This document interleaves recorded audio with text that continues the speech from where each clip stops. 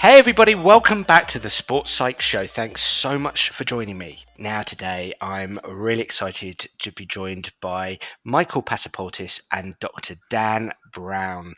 Gents, welcome to the show. Thanks for having us. It's great to be here, thank you.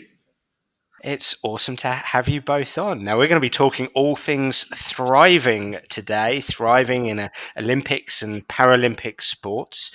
But let's get started where we always do. Let's do some introductions. Michael, tell us a little bit about yourself. Yes, I'm currently in the very final stages of my PhD through the University of Portsmouth. I've submitted my thesis. I'm just awaiting my viva. I've also recently taken on a lectureship at the University of Sussex as a lecturer in sport and exercise psychology in their School of Psychology. So I've recently joined them. Where are you originally from, Michael? I'm originally from Zimbabwe, so I grew up in Zimbabwe and then moved to South Africa for a number of years, and then to France and finally to the UK. It's been quite a journey to getting here. Yeah, absolutely. And what's your sporting background? Did you play? Were you a coach? What got you into sports psychology? Yeah, I guess so growing up in Zimbabwe, it's a sport mad country. Our three biggest sports are football, cricket, and rugby. And it's kind of just how we grow up. We play sport as part of our schooling, all the way from junior school through to senior school. Kind of at the end of every day, you've got compulsory sport afterwards. So we're exposed to a number of sports all the way through. I fell in love very early on with cricket, and it was my goal. My very first dream was to be a Zimbabwe cricket player.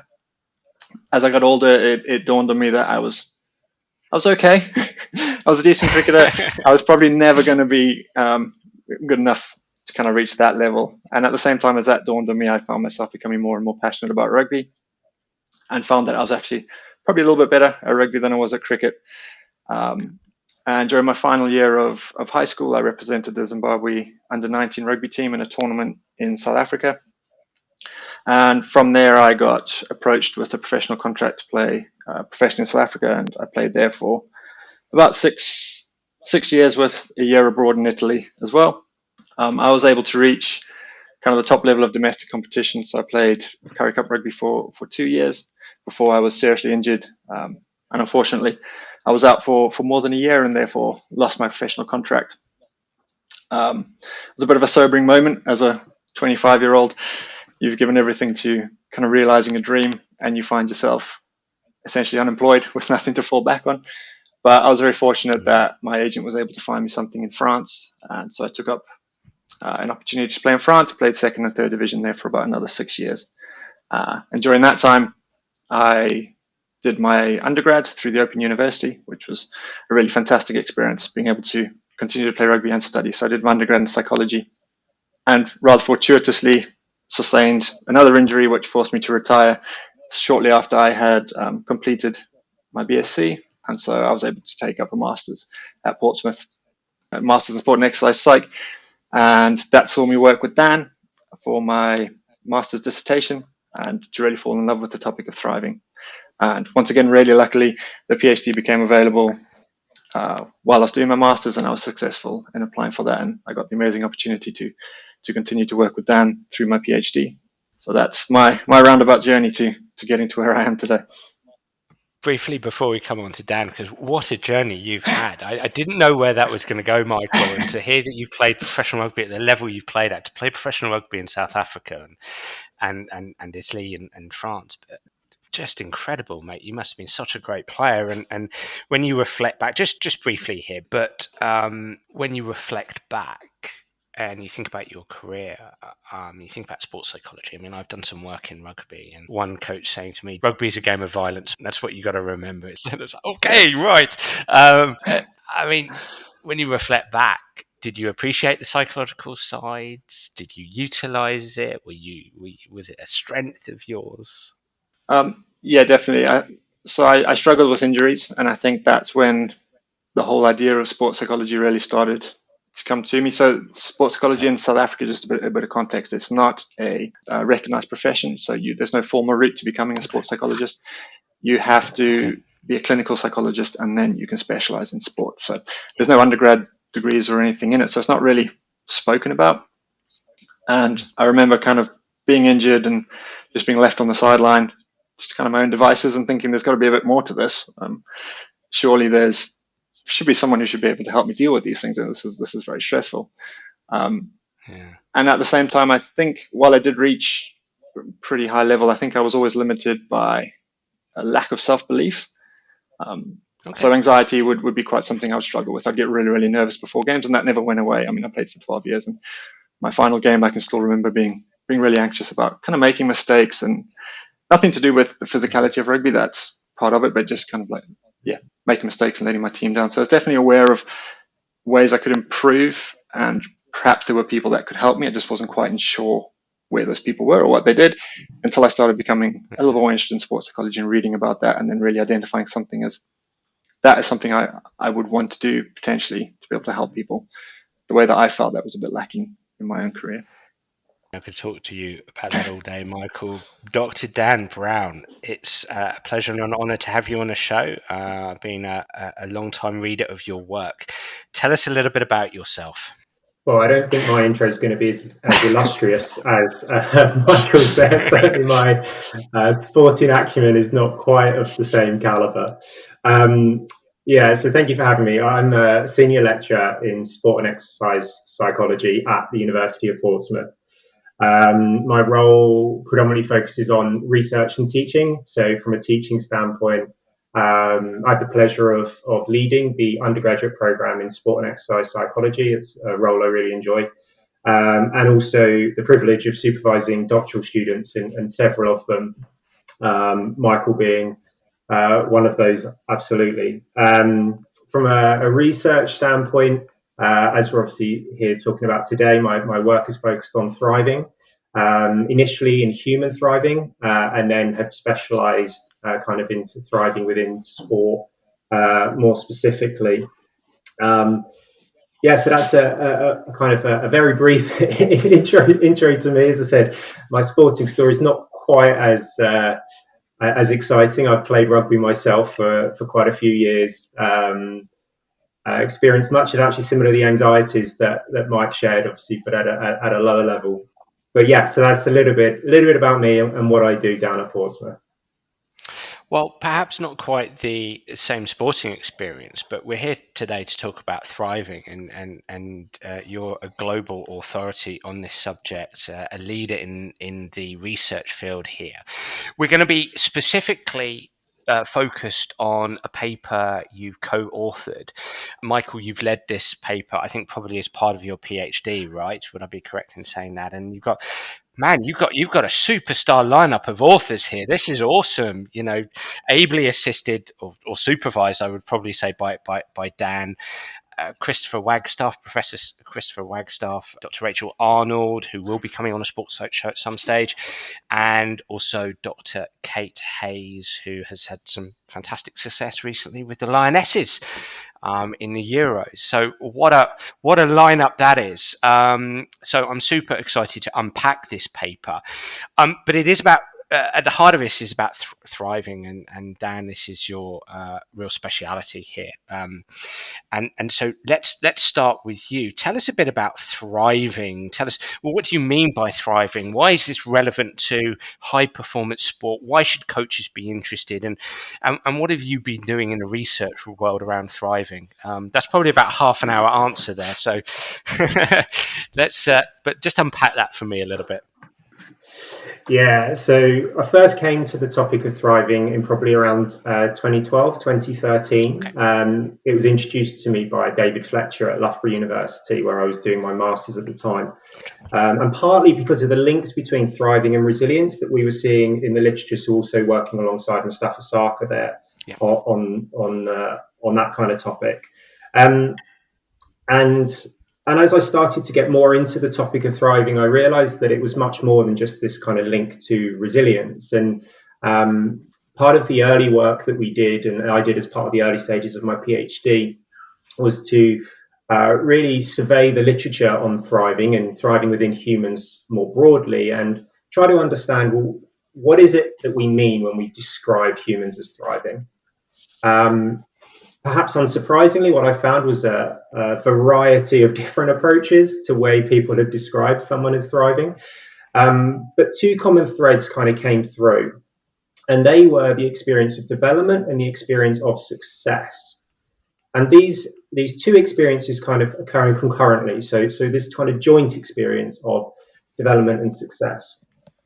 So I thought this was really interesting, but perhaps actually not overly useful, because lots of different people will see development in different ways, will experience success in different ways, contingent on perhaps who they are, what their role is, what setting or context they experience themselves in. So whilst this broad experience of development and success was fundamental to thriving, we wanted to know more about what does it actually mean within specific settings.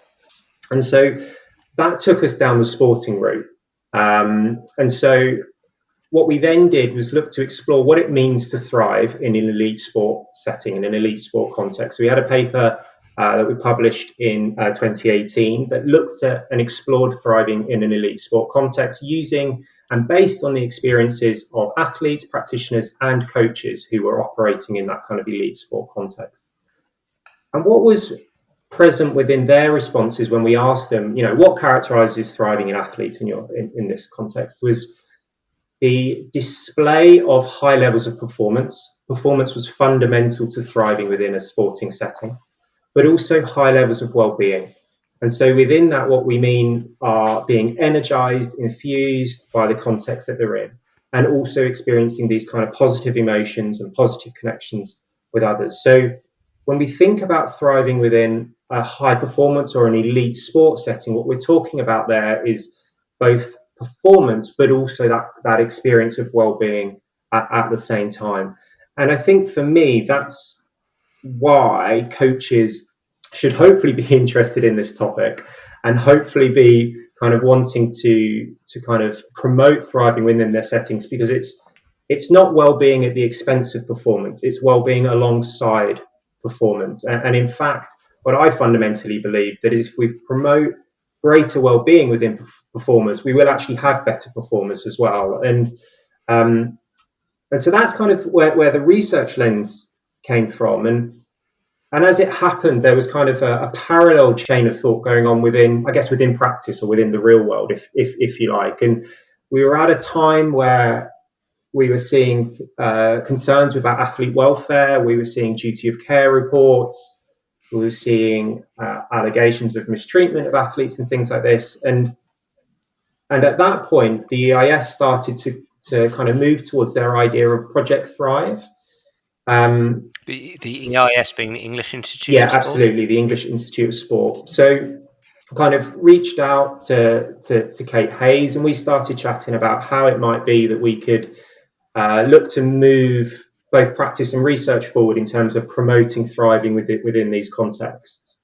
I had done some previous work looking at professional rugby and done some previous work with Dr. Rachel Arnold, exploring how we might promote thriving in a professional rugby context. But working with Kate, we were looking at how we could actually bring this about in Olympic and Paralympic settings. And to be honest, that's when the genesis of Mike's PhD really came from.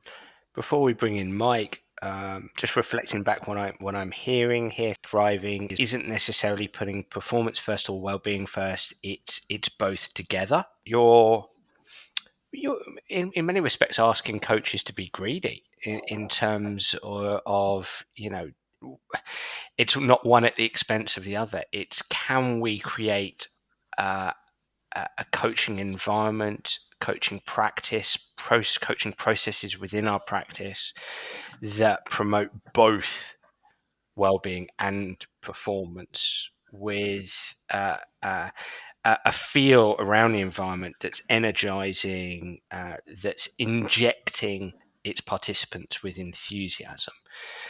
Would I be summing up kind of what you've said there?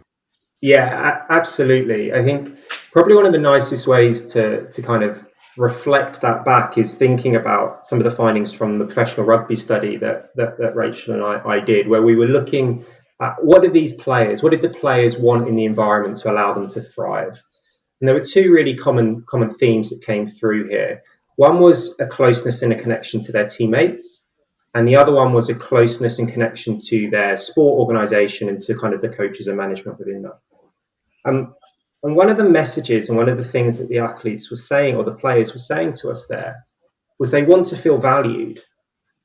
If they felt valued, and they felt valued by the coaches, valued by their teammates, valued by the club that they were a part of, then they would be more willing to invest back. And that means on the pitch. And so they shared examples of perhaps when you're defending, sorry to use a rugby kind of example here, but when you're defending kind of 5 minutes out from your line and you're there as a team and you're in it together and you're going to make that last stitch tackle.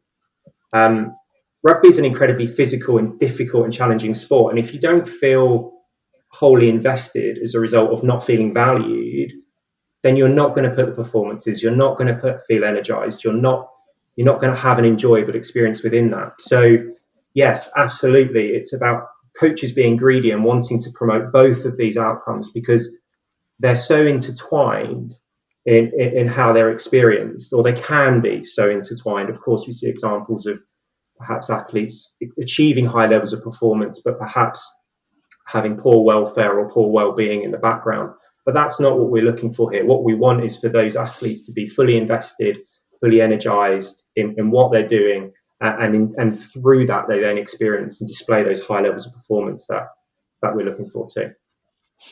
We don't want to be treated as a commodity. We want this to be less of a transactional experience, more a transformational experience, is what I'm hearing you. Yeah. Absolutely. We're humans. We're not machines. Athletes are the same. And we need to remember that athletes are humans too. And they have those same basic psychological needs that we hear within kind of the psychological research of wanting to feel related to others, wanting to feel competent, wanting to feel like you've got some sense of autonomy and volition. And if we feel those things, then we'll produce our best performances, and we'll do so in a way in which we're enjoying it and feeling well at the same time. You mentioned the name Kate Hayes there, Dr. Kate Hayes, who, as I mentioned earlier, she's the fifth author of this piece of research. She's now with the Lionesses and doing an amazing job there. When you were speaking to her 6-7 years ago, I think she was possibly heading up the performance psychology support at the English Institute of Sport. And what I'm hearing you say is the conversations turn towards this Project Thrive, whereby you were looking to the potential opportunity to intervene in certain Olympic and Paralympic sports to promote this notion of thriving within their environment and coaching practice. So Kate and her psychology team, she was head of the performance psychology team at the English Institute of Sport at the time. They were starting on this journey towards reshaping some of the environments and reshaping the way that they interacted and worked with the high performance sports that they were working with. And they had described this or labeled this as Project Thrive. So we saw it as a perfect opportunity to dovetail what we were doing in research and what they were doing in practice, to help the research inform the practice, and also for the practice to inform the research as well. What's the reality like when practitioners, the performance psychologists, were trying to promote thriving within these settings? And so the work that Mike's subsequently gone on and done has been working with the performance psychologists within the EIS to understand their journeys of promoting thriving through the broader vehicle of Project Thrive, but also being informed by the academic literature that Michael and myself have been working on. Cue Michael. An exciting opportunity to get involved with Olympic and Paralympic sports, to start to uncover the organisational environment, what they were experiencing, and trying to inject this notion of thriving into their into their environment, or at least to being a keen observer and watching what happens. Take me through this research paper from the beginnings. Yeah, sure. So as Dan's kind of alluded to, there's this body of work on thriving. So there's a really great body of work that's built an understanding of thriving. So we know what it looks like and we can predict it. But there's not a lot of work looking at how we promote thriving. So how do we take this theory and how do we actually do thriving in the environment? And so what we really identified an opportunity to advance that and to see how this plays out in the real world. And through the collaboration with the EIS, we were given access to these sport organizations to be able to do that. And so we really wanted to kind of build on this idea of thriving, as Dan's mentioned, as the concurrent experience of both performance and well-being, because elite sport is performance driven. It's an important part of it. We can't remove performance from there. It's what sustains elite sport, and it's what drives athletes at the end of the day. That performing and succeeding is part of who they are. And as we know, it's an important part of thriving too. So we really wanted to use thriving as a way to drive that kind of idea of both performance and well-being together. And at the same time, we identified that realistically, if we want to do this at a larger scale, we probably need to move beyond working one-on-one with athletes. And so that's what brings in the intersection of organizational sports psychology and our work in thriving. And as you mentioned, I've been really fortunate to have some amazing researchers working with me on this and supervising me on this. So Chris Wagstaff is a leading expert in organizational psychology and organizational sports psychology, as well as Rachel Arnold in organizational stress and also thriving in organizations. So we really wanted to look at it from an organizational perspective.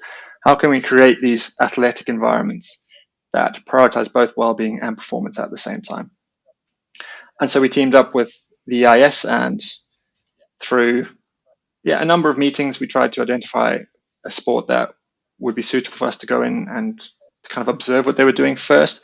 And this study was very much the first step. So it's an observational study. It was our first step at trying to understand how these environmental factors might influence thriving and how we might later be able to manipulate them. And some of the subsequent work that I've done has been much more action oriented, and how we can use that to create change. But through Kate Hayes and through the AS, we identified a sport that was in the process of overhauling their culture, so to speak. So they were wanting to create some changes that would ultimately lead to thriving, and they very generously gave us the opportunity to come in and observe with that. So they had they were kind of using Project Thrive to drive that change, and so they brought me in, and through a number of meetings, beginning with senior leadership, we kind of mapped out what that process would look like. And it started off with just creating relationships. If you're going to be in these environments, you need to kind of understand them and need to understand the people that are there. So it started off with that, and over time I kind of broadened that out, where I went around to observe the athletes and observe the coaches. I guess just to take a step back, this was a very decentralized sport organization, so they had a number of isolated silos where the athletes competed and trained individually from each other. And so it was important for me to understand that context, because if we're talking about creating organizational change across such a complex organization, I kind of need to understand that. So the first part was really understanding the organization and going out to each individual silo and seeing how they operated and how they performed. Obviously, in the piece, you don't mention what sport this is, so we won't mention the specific sport. But it feels like it's a sport that has a real individual element to it, and there's a complexity there, in as much as, there's a bunch of individual athletes who are possibly competing against others and competing against themselves, and there's various coaches possibly working with one individual or more individuals, and some team up and some don't. So there sounds like a great deal of complexity, and the feel I got when I started to read your report was that at the beginning you felt quite cynical about whether Project Thriving in this instance was going to be successful, because it sounded like there, from your interviews, so you embedded yourself into this organization, you started to have conversations, and it felt, from reading this report, that the openings were very much, I'm not too sure this is going to work. There was a sort of a sense of cynicism there for you. Would I be reading that correctly at the beginning? Yeah, definitely. And that part of being an ethnographer is acknowledging your own preconceptions and your own biases. And coming from a sport like rugby and being a previous sport performer myself, I've seen countless what would you call them, values and behavior lists printed and stuck on changing room walls, and coaches or managers point to that and be like, this is what we live by, this is who we are. And so when my first interaction with the organization was seeing their list of values, my first feelings were a bit like, oh, here we go again, the same generic list of values and behaviors that everyone needs to live by. And given my understanding of the organization at the time and the complexities, as well as, I'd obviously delved into organizational and cultural change research. So this idea of homogeneity and how that's a tricky way to go, because you're asking everyone to behave the same way, when in reality we're diverse individuals. I had my doubts at the very onset of what that would look like. And so I was really intrigued to see how it would go and how they would work through it. And as you read through the report, you can see my kind of journey, my learning journey of what they were actually doing, and kind of my eyes being open to the amazing work that they were doing and how effective they were able to do that given the complexities of what they were facing. Obviously, Michael, you were having conversations with Dan and the rest of the supporting authors as things unfolded. I mean, Dan, as Michael embedded himself into that environment, did it surprise you, that initial cynicism that Michael might have felt, or do you think from your work, when you've explored thriving in organisations, when you've entered organisations, that complexity is something of it does exist and is something of a hurdle when it comes to piecing together a thriving organisation? Yeah, I mean, the complexity that's inherent in these high performance sporting settings, Olympic, Paralympic, professional, is definitely something that we had seen before, and definitely something that we perhaps expected to see. I think what I didn't expect perhaps so much, and this is a real credit to Michael and his skill set, and also what his ability to reflect on what he brought to the research, was that cynicism. So the fact that he could actually call it out and recognize that I've seen some of this before, and I don't think, based on my own experience, this is going to work. And that was really refreshing, and again, real credit to him to be able to kind of see that, recognize that, and acknowledge that. But still remaining open-minded to, okay, well, let's see how this is going to play out. And I think that's also really important within our work, that we're wanting to understand and work with organizations to see how thriving works for them, how it works within their settings. They're the drivers of the work that we're perhaps doing, and they're the key stakeholders to what we're trying to achieve. So yeah, absolutely, kind of recognizing it as complexity and spending time to understand that complexity before we say or do anything is a really key starting point for us. Michael, how was the intervention for thriving actually taking place? I mean, were you purely observing? Were you part of that intervention? And what specifically were those interventions? So I was purely observing at this point. Yeah, we were invited in to track their attempts to promote thriving. Right. Okay. So this Olympic sport, the English Institute of Sport had was. I'm assuming with the sports psychologists embedded within that sport, and any kind of, whether it's a head of cultural architect, were those the people that were driving it in conjunction with the English Institute of Sport with Project Thriving, and you were observing this as it was happening? Yes, that's exactly how it happened. Okay. And your initial lens was, oh, wow, okay, I'm not too sure this is going to happen here. Take us from there. I mean, obviously, I say obviously, but as you read on, the tide turns. But, what was unfolding? Yeah, there was definitely, I spent a lot of time, as Dan mentioned, the context is so important. If we're talking about thriving as this experience, it's an individual experience first. So we need to understand these contexts. So I spent a lot of time trying to understand the context of the individual silos. Okay. And then trying to piece together leadership's attempts, which was a top-down, or it appeared to be a top-down attempt at promoting thriving, and seeing how that was going to play out individually. Yeah. I was witnessing what appeared to be a uniform implementation of a set of principles. So they had a commitment to It was understanding, openness, and trust. Those were what they had identified as, coming from the literature, that's what they had identified as 3 key kind of areas they wanted to target to promote thriving and to promote a sense of cohesion and teamwork across the sport. So I was initially concerned, or my skepticism was how that blanket approach would filter down to each individual silo.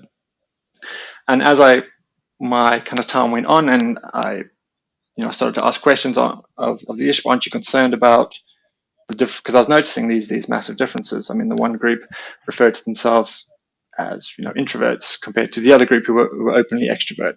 So I was really intrigued as to how a uniform approach would filter down to these different groups. And I remember questioning kind of senior leadership about this, and they were at the time just kind of dismissed it as not really important. And later that came to fruition that they didn't dismiss it as important, but they had actually structured that into their approach. And it came out that this was a devolved approach. So while it started at the top, they devolved it down by empowering the leadership within each individual silo to really take those principles and enact them or live them themselves. So they had said, here's this picture of thriving. This is where we want you all to get to. How you get there is essentially up to you. So up to each leader or up to each individual silo to take those principles, to take that trust, understanding, and openness, and to live that yourselves and to create that within your own silos. So they had these essential 4 silos working towards the same direction, but they were doing so individually, which turned out to be a really effective approach. That's really interesting. I mean, coming to you, Dan, these three words: understanding, openness, and trust. So essentially the psychologists and the head of culture had extracted from the thriving research literature these three words, 3 principles, three you could call them values or behaviors even, perhaps. What, for the coaches listening in, they might be thinking, oh, well, okay, yeah, understanding, openness, trust, great, yeah, I get that. Is it that what you're asking coaches to do is to engage in behaviors, as Michael said, that to live these things and to look towards as many behaviors and coaching processes that align with or promote understanding, openness, trust? Is that what you're suggesting?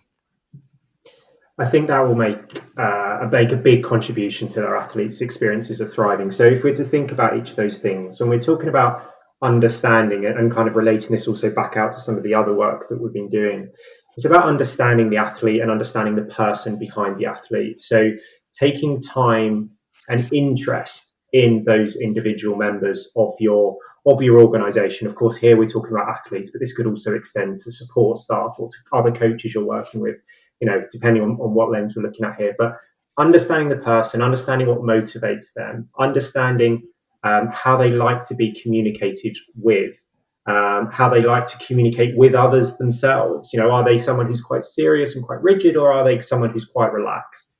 And then that's sort of obviously kind of normal interpersonal skills and being able to do that, but making sure that you give yourself time as coaches, as practitioners, to build those relationships, to develop that understanding.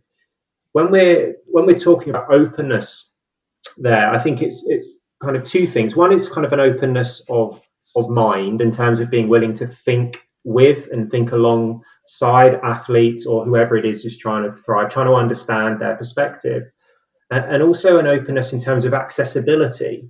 So athletes feeling like they are able to come and talk to you, or that they do feel safe. We talk psychological safety is a term we see increasingly within sports psych literature at the moment.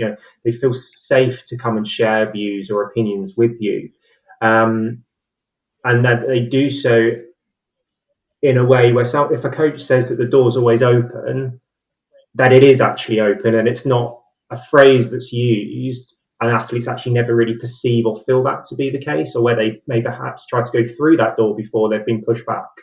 So when we're talking about openness there, it's, yes, openness of thought, openness, willingness to think kind of differently and with your athletes, but also actually being accessible.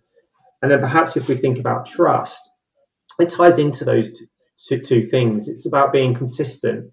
So to build a trusting relationship with somebody, we need to be consistent with the way that we interact with them. And so that might be, and athletes might experience that vicariously. So seeing that perhaps everybody within the squad is treated in the same way, and thus the coaches are consistent, and we can trust that the coach will respond in this way or that way when a certain behaviour happens. Perhaps we're talking now about inappropriate behaviours, and we know that we trust that a certain process will occur as a result of that happening. So it's about being consistent in the way that we kind of interact with others and interact with our athletes. And if we do those things, then athletes can be sure that there's a shared understanding. They can feel that there's that connection and openness, and they feel like there's a strength and a depth and a trust within that relationship that they're holding. Michael, in your research paper here, I mean, speaking to what Dan said there very eloquently, you intellectualize understanding, openness, trust within 3 focal areas. So when we think of understanding, openness, trust, those 3 focal areas are the coach-athlete relationship. So understanding, openness, trust within the coach-athlete relationship. Understanding relationship trust with relation to cohesion and team ethos would be a second focal area. And then understanding, openness and trust within the focal area of differentiated athlete support. I'd love to speak to these 3 areas. They're areas that come up a lot on the Sports Psych show. So we're thinking understanding, openness, trust, but with relationship to the coach-athlete relationship. Can you tell us a little bit about that and what you experienced?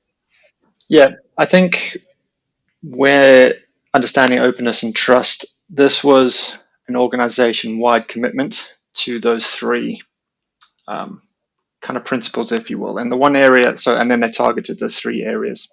Leadership targeted those 3 areas to really implement that. And the first one, as you mentioned, was coach-athlete relationship.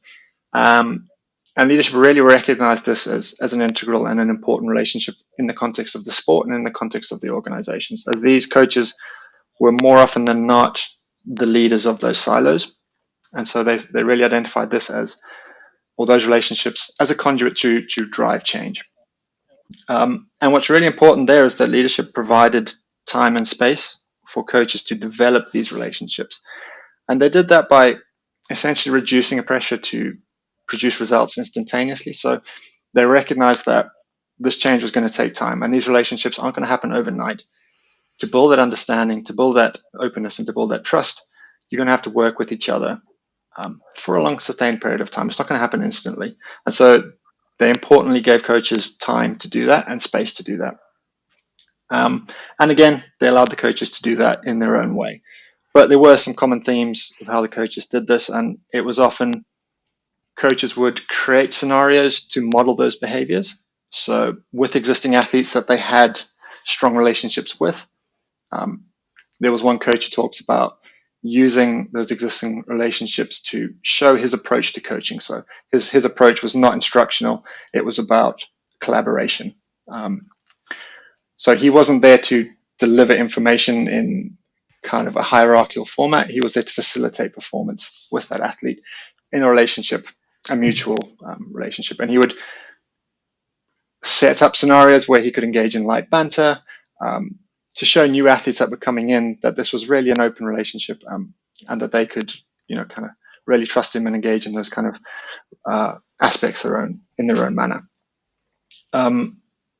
What also the coaches spoke about was when they were given the time to develop that understanding, they had a better sense of their athletes.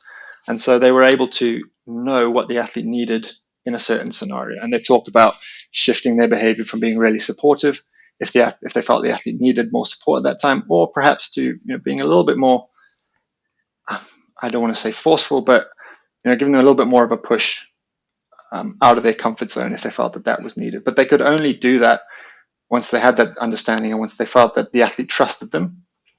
And at the same time, I spoke to the athletes about that, and they definitely recognized that they trusted their coaches to know what they needed at a given point. And so it's really that commitment to really getting to know each other and building meaningful relationships that allowed that relationship to flourish. And it ties into a lot of concepts that, there's really great work by Sophia Jewett around coaching, and we kind of are able to make those links there as well. I was going to. I mean, before we move on to the team ethos, I'd like to get Dan's comment here. I mean, I love what I'm hearing here because, I mean, you mentioned the brilliant work of Professor Sophia Jarrett, who's been on the Sports Psych show before with her coach-athlete relationship model. And what I love here is to promote thriving. We're saying, okay, as sports psychologists, we're going to help coaches and athletes develop their relationship or have the best possible relationship. Which is going to work in servitude of athletes feeling like they're thriving. And we're doing this through the prism of understanding, openness, trust. So all coach behaviors, but many coach behaviors want to work towards understanding, openness, and trust. I'm combining understanding and openness there. I'm calling it understandingness. Understanding, openness, and trust. I love that because it's kind of building, broadening the model here. Okay, what do we do? What are our coach behaviors? How do we coach? Autonomy supportive coaching versus controlled coaching. The choices we make as a coach work through the prism of understanding, openness, trust in order to help athletes feel like they're thriving. That's my takeaway here, Dan. Yeah, absolutely. I think the way that the coach-athlete relationship is such an important vehicle for bringing about thriving. It's so central to the athlete's experience, and actually more broadly within their self-determination theory, Ryan and DC would talk about how important social agents, be those coaches, teachers, parents, whoever they might be, how fundamental they are for shaping all of our experiences of thriving. So it's perhaps not surprising that within a sporting context, the coach plays such a pivotal role there, and that idea of trusting the coach to do right by the athlete feeling that is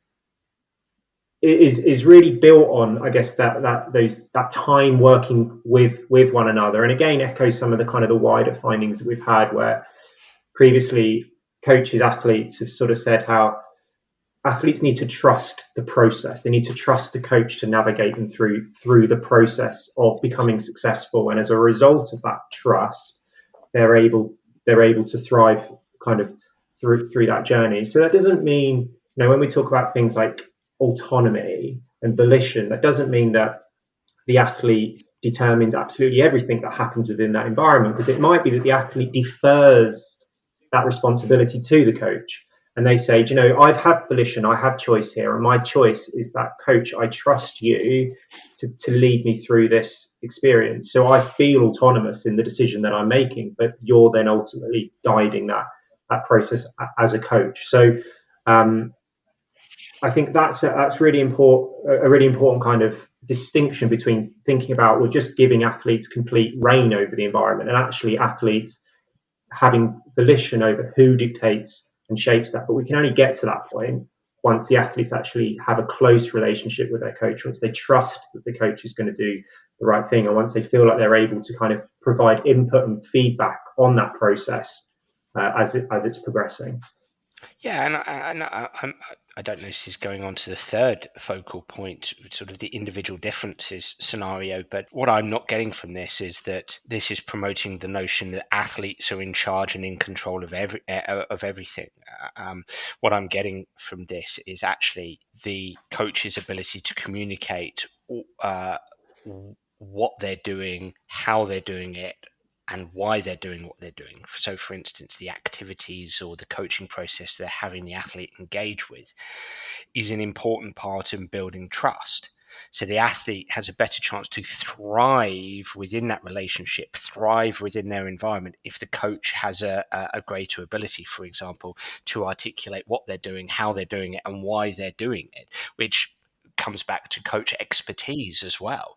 So what I'm not getting from this is, the coach has, it's not about the coach having expertise. Actually, far from it. This could be about the coach having enormous expertise, and that works in servitude of thriving. It's not saying you must coach in this manner. It's just using understanding, openness, and trust as a platform for what coaching behaviours are we engaging in. Yeah, sorry, absolutely. I was just leaving that as a space for Mike to come in to move on to the third third thing. Well, Mike, let's move on to the second thing, which was the cohesion and team ethos. So, what kind of processes and practices were you seeing that involved in understanding, openness, and trust that worked towards cohesion and team ethos? Yeah, and this was obviously leadership's one of their strategic focal points was to create this. And early on, I kind of questioned their ability to do that, given what I was seeing of the sport, if they were going to be able to unite athletes who essentially compete against each other. So once they're selected to be part of this organization, when they go and compete, they're competing against each other essentially. So I thought they were up against a really difficult task of molding those athletes into a cohesive group that would support each other through training. But what emerged is that an organization-wide commitment to a team ethos also doesn't need to unite the whole organization into a single team. It's able to unite those 4 unique silos into teams within themselves, and that then contributed to kind of this one organization environment. But once again, those key social agents, those key coaches, were the drivers of this, so they were empowered to create a team ethos within each silo. And they did this again by showing a commitment to understanding, so promoting understanding between athletes, so really encouraging athletes to get to know each other and to understand each other, to understand how each athlete works. There's a quote of one of the athletes who talks about his process and how before he's about to compete, he doesn't want to talk to anyone, he just wants to go and sit and just be by himself. And this athlete recognizes that by promoting understanding, that athlete doesn't now need to worry that other people are going to interpret that as, that athlete being closed off and not being wanting to be part of the team. They just recognize that that's athlete's process, and everyone's got their own kind of unique way of doing it. And they really found that once they were able to understand each other better, they were able to be more open with each other, and again, they were able to trust each other. And that was really quite a powerful finding. And where this was evident was there was lots of information sharing between athletes at training. I would see them talking about different techniques that they were trying and openly sharing that, I've used this and this has helped me. Perhaps this can help you with this specific situation that you're dealing with. Trying each other's equipment. Now I've got this new piece of kit. What do you think about this? So there was really a lot of information sharing and collective problem solving, which has come through in previous research around kind of cohesion and teamwork. So just by that commitment to those 3 principles, they were really able to unite those athletes who could potentially be really competitive with each other to actually be really supportive of each other. Well, this has got my brain bubbling away here because I'm thinking, and Michael, we can potentially draw on your playing experiences, and Dan, draw on your research on thriving in rugby teams. Rugby, football, basketball, any team sport where not everybody can play, for example, every single week. And, as a consultant, when you work in that team environment and the head coach, manager is constantly saying that players get left out, but we still want that cohesion. And there were so many mini things that you said there, Michael, got my brain thinking about social cohesion, task cohesion, understanding each other, the importance of conversation. I feel in my work in football, and not enough conversation goes on, possibly because sports people like to do and not necessarily like to converse about doing, right? But coming to you, Dan, first, and maybe we'll get your reflections on your playing career, Michael. But coming to you there, Dan, I just think this is fascinating because the challenge of building cohesion and a team ethos through understanding, openness, and trust in that team environment. In this case, in an individual sport, often in a team environment. That's tough, isn't it? And it requires thought, and it requires conversation, and it requires experiment every single day. Yeah, there's a real difference here, though, I think, as well, between perhaps the sort of environment you'd see in an individual and a team sport setting that you kind of alluded to there. Because one of the things that we know is so powerful in team settings is having collective and shared goals, collective and shared aspirations. So as a club, we want to qualify for Europe or win the league or whatever it might be. But of course, as soon as you start to bring in the rivalry for positions and who's starting, who's on the bench, who's in reserve to that, you actually seem to see perhaps a setting that's a bit more like an individual environment where then people, we have the same overall goal, but actually we're still all competing for ourselves within that. And that's a massive challenge, of course. Some of the things that within that the rugby context that came through that I think are quite nice here are actions that the players, the teammates, the athletes themselves can do, but also what the coach can do to facilitate those athlete connections. So one of the things the players spoke about was the role of the senior players, within that environment, and that's into things through like modelling of certain behaviours, conforming to norms within the environment, but also being open themselves, going and having conversations with newer or younger members of the squad, perhaps offering guidance and support to those people, showing that they're there to be interacted with and they're not this kind of isolated figure that everyone should look up to and avoid. So actually the senior players themselves playing a really key role within the environment for everybody. And so kind of then they're making themselves accessible for others and people feel like they then can approach them. There's also things that I think coaches and can kind of practitioners can do. We mentioned kind of the non-players or the people who are perhaps on the bench within the squad. You need more than just 15 players for a game of rugby, or more than 11 players for football, or 7 for netball, or whatever context it might be. You need the squad.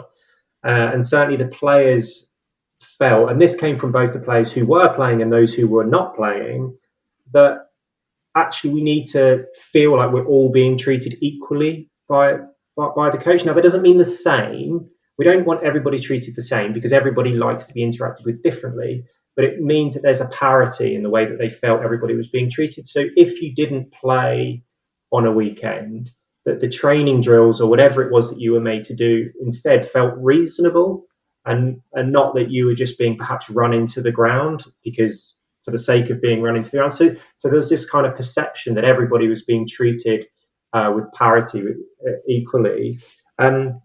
And then also much more subtle things like creating opportunities for interaction. So one of the examples that I really liked that was shared within the rugby paper was they spoke about how the coach would get them up in a meeting and make them move seats. So everyone would come in, and we can all do this. My students do this definitely within class. They sit with the same people they want to sit with all the time. So they know those people really well. What they don't know is the person who's 5 seats along. And so things like the coach getting them up after 5 minutes, going, right, get up, move, sit next to someone else, and creating kind of those micro interactions where they sit down next to someone else and just go, hi, how are you? How are you doing? That creates those connections. They spoke about having perhaps breakfast or meals together as well, not always sitting in the same tables. And so the more connections you can kind of build informally, then that will help feed into that broader, more collective ethos that you're trying to build, that team cohesion and those and that kind of joint venture towards the shared goal they're trying to achieve. Well, I mean, as you're speaking there, it makes me think of some of my experiences working with sports teams, but it also makes me think of a conversation we had on the Sports Psych show recently with former US professional soccer player Jay Demerit, and he talked about his experiences at Watford Football Club and how his manager Adi Boothroyd, every single week they had this. There was just a seating arrangement where players got into a circle and conversation was had about the game. I think more than the game, but about the game, and each player was given, I suppose you could call it psychological safety, the safety to input. And he said there were some very uncomfortable conversations during the season. There were some very emotional conversations during the season. But when I think about what he said, when I reflect on what he said, and I look at these three words: understanding, openness, and trust. When I reflect on what Jay said, they worked, that circular conversation worked in servitude towards those three things, and I would imagine inadvertently helped improve that sort of culture of thriving, if you like. Players felt better for being engaged in that conversation. I think there's a way in which that those conversations are held, and the space which is created around them, which is really, really critical there. I think there's of course it's important to have accountability in these kind of high performance contexts, and people make mistakes within sport. And at the beginning, Mike and I were sort of sharing anxieties about making mistakes within our own sporting career. So mistakes and errors happen, and there's always, of course, a need to debrief after a match, and there's an importance to kind of identifying what went wrong and perhaps how we could improve. But there's a way in which we can have those conversations, and certainly within the rugby setting where I did the previous work, being dug out was not a constructive way, and by that I mean specific people being pointed out and almost ridiculed, or felt like they were being ridiculed for making mistakes. That was not an approach which the athletes felt was going to be conducive to them thriving. Now, that didn't mean that there wasn't a need for accountability, and that didn't mean that that conversation couldn't have happened behind closed doors, but perhaps it didn't need to happen in front of absolutely everybody, because all that did was create fear. People were then fearful of making mistakes, which then meant that they changed the way they played. They were less likely to be creative or to take risks because they were worried about making a mistake. That's never going to lead to thriving. So, yeah, again, accountability, really important, but how we deliver that it is also critical. Yeah, and a real feeling again of those three starter words for questions: what, how, why. What are we doing? How are we doing it? And why are we doing it in this way? And to emphasise that my understanding was that those conversations at Watford Football Club were facilitated by a sports psychologist, so they would have been done in an efficacious manner, I suppose. Let's move on to the third focal point here, which was differentiating athlete support. I'm assuming we're working towards individual differences here, Michael, but talk me through this a little bit. Yeah, so this was something that leadership brought in as part of their change strategy. They really overhauled the way they viewed athlete support, and they put the power of that into the athlete's hands. So they really gave the athletes agency to select their own teams. Part of that was scripted, so each athlete would have an individualized support team that would support them through training and competition. That would have the coach, it would have the sports psychologist into it, and then the athletes were able to choose who else they wanted as part of that. And they're really given freedom. There's a quote in the paper of one of the coaches saying, they're able to even choose teammates, their partner, anyone they think is going to help them perform on the day or help them kind of develop and reach their potential. They're able to select that. And the way that manifested, or what that produced in the end, was these teams around an athlete that understood the athlete, because the athlete's got a really strong relationship with them. The athlete trusts them, and the athlete can be open with them. So the athlete's surrounded by this core group of people that they have really strong interpersonal connections with and a really strong relationship with. And that trust and openness and understanding generated better avenues for support. The athletes were able to be more open about what they needed, more open about what their goals were and what their objectives were. And that team itself was able to be more honest and open with the athlete, to kind of tailor those goals and tailor those objectives to what was realistic and what was achievable. Additionally, those teams worked better together, so they were able to produce a shared kind of language about the athlete, so a shared understanding of that athlete, so they could interact with each other better to ensure that they were giving the athlete the best support possible. And the athletes just really felt that produced a better team for them, and it enabled them to get that level of support that they might not have had. And they also actually really recognized that team worked better for them in that instance. And there were other things that came out of that. The coaches identified those support teams as they termed it another sort of radar on how to support the athlete. So they had more ears on the ground picking up how the athlete's doing. There's more people listening and in tune with that athlete to help the coach better understand them and what their needs are and how their needs are changing, and to be able to adapt to that and to coach them the best way possible. So Dan, reflecting back to you, some of the things I hear Michael say there, in this context, a real DC and Ryan feel here, giving athletes the autonomy to pick their team. So obviously that can't work in every single context, but in this context, if we're working in servitude of understanding, openness and trust to develop that performance and well-being, thriving, we're going to give our athletes the opportunity to pick their team. So real autonomy, supportive feel here. Your thoughts and input there? I think this is a real. I think this is kind of a really what seems innovative, but also common sense kind of approach. We all, as people, have key figures around us who are really influential for our experiences. Our experiences are generally, but also here we're talking about our thriving experiences.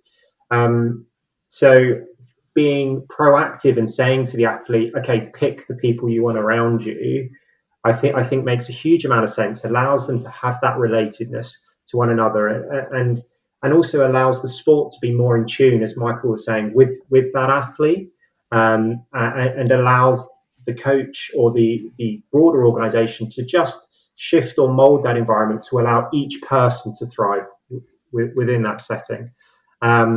We're still learning more and doing further research on thriving in a team context, and how those individual experiences of thriving come together to form more of a collective, and that's work we're still moving towards. But it feels certainly fundamentally that you've got these individuals, particularly within individual sports like the one we're talking about here, who need perhaps or want perhaps that more close-knit network around them, which might not serve in every context, but within this context, it certainly seems like an effective approach there. Fantastic. And again, my brain is wearing away thinking about, within a team context, what kind of things you could potentially do here. I mean, it could be if the organization has 3 or 4 coaches around the team, it could be promoting the idea of the players or athletes themselves sort of picking one coach who they'd really like to work closely with. It could be engaging players from the point of view where they get really involved with their own deliberate practice, their own individual development plan. Little things like that build understanding, openness, trust, appreciating individual differences.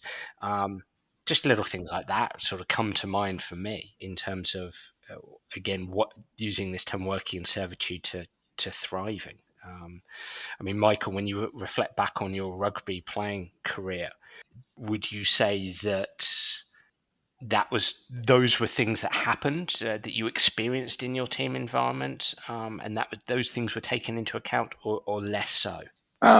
No, definitely less so. I didn't encounter much of this through my career. Yeah.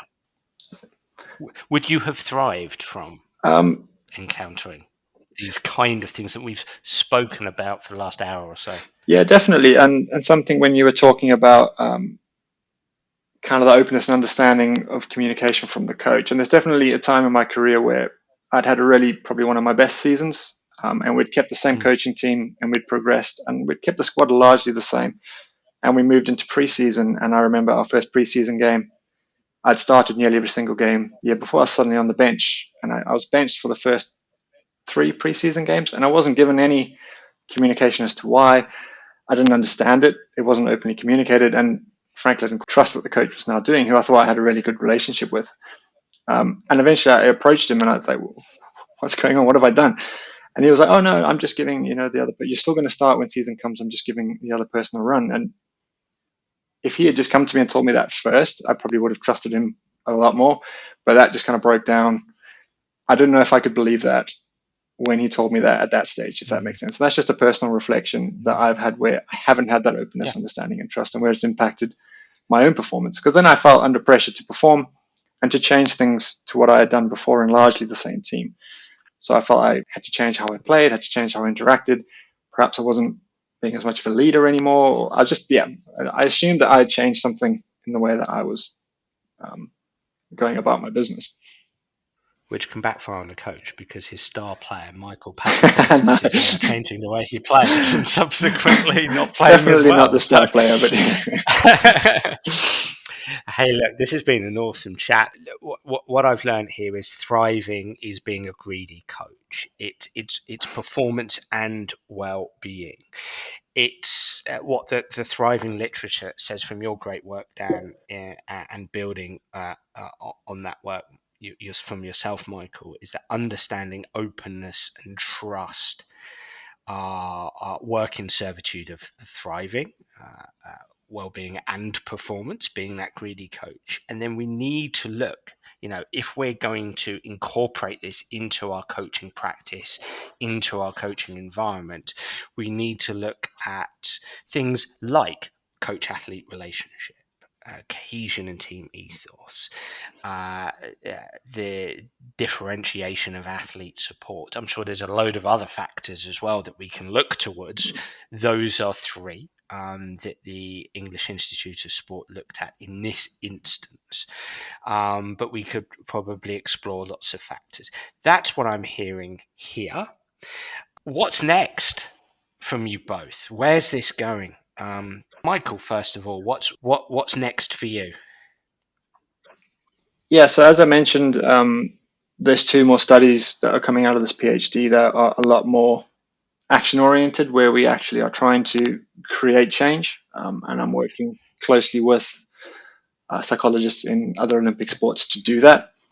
And what that really kind of unpicks is, again, the complexity of this kind of organizational system changes is complex, and it requires a lot of understanding of the organization and the sport, and it's tricky. And so I'm really looking forward to getting those out and to sharing those experiences. And then I've got some kind of ideas where I want to look at more how practitioners can thrive, and how, if we think of an organization, your athletes are only one part of that. So there's this other whole host of people who can also thrive in their role. And if coaches are thriving, maybe they can make athletes thrive more. And if practitioners are thriving, maybe they can be better at supporting their athletes, or they can do a more, not be better, but they can support their athletes better. So understanding how practitioners could thrive in elite sport organizations.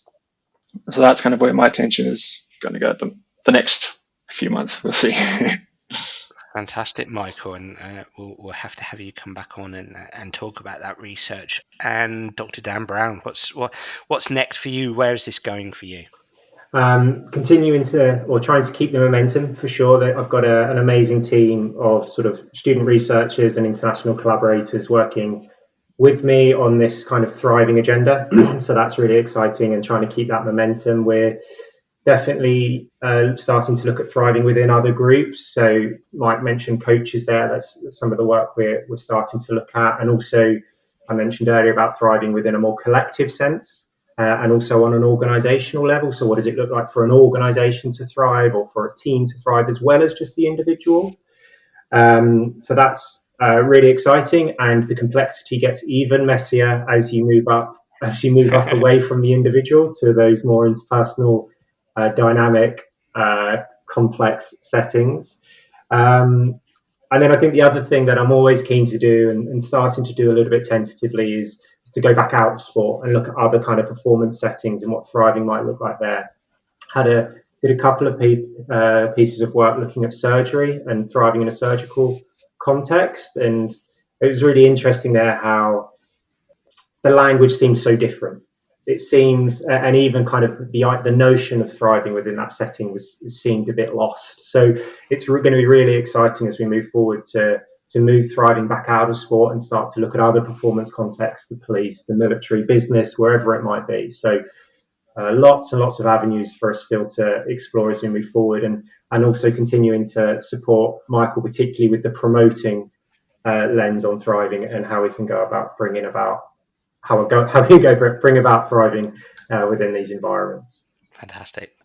Well, I can't thank you both enough for coming on and sharing your insights into thriving. Absolutely fascinating. And what I love about the conversation we've had is theoretically underpinned, but plenty of conversation around practical usage of that theory.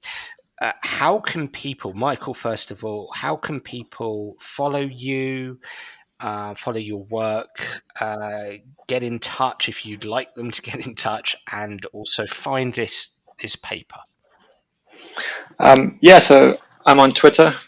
Better just double check that. I think I'm at Mike Passo on Twitter. So I use that to share my research that's coming out. I'm contactable as well at my email address, michael.passaportis@port.ac.uk, if people want to reach out that way. The paper is open access on the Psychology of Sport and Exercise, so it's not behind a paywall. So they're able to access it that way, which has been really great to have that. So it is able, but if anyone needs to, they can also just get in touch with me, and I'm happy to share it that way. Let's hope you don't wake up to hundreds and hundreds of emails asking for that paper. Well, let's hope you do, either way. And Dr. Dan Brown, how can people find you, get in contact, and learn a bit about your research? Yeah, so definitely the best way to reach out is via email to my Portsmouth email account. If you Google Dan Brown Portsmouth, you might find the other Dan Brown at Portsmouth. There's two of us, which is never great. So make sure you're looking for Daniel Brown at Portsmouth. You'll have more luck there. I am also on Twitter, but I'll admit I'm not an avid user. My account is a bit quiet. So if you want to get in contact with me directly, drop me an email, and definitely happy to continue the conversation and to explore new ways to promote thriving. Perfect. Well, thank you to both of you for coming on and sharing your research. Thank you so much. Thank you for having us. Yeah, thank you. Well, everybody, I really enjoyed that podcast, and I'd love to hear what you think. So please do get in touch via Twitter or Facebook or through my website, danabrahams.com, to tell me what you think of the Sports Psych Show. And if you do have any suggestions, I'd be delighted to hear them. I'm already looking forward to next week's episode. Bye for now.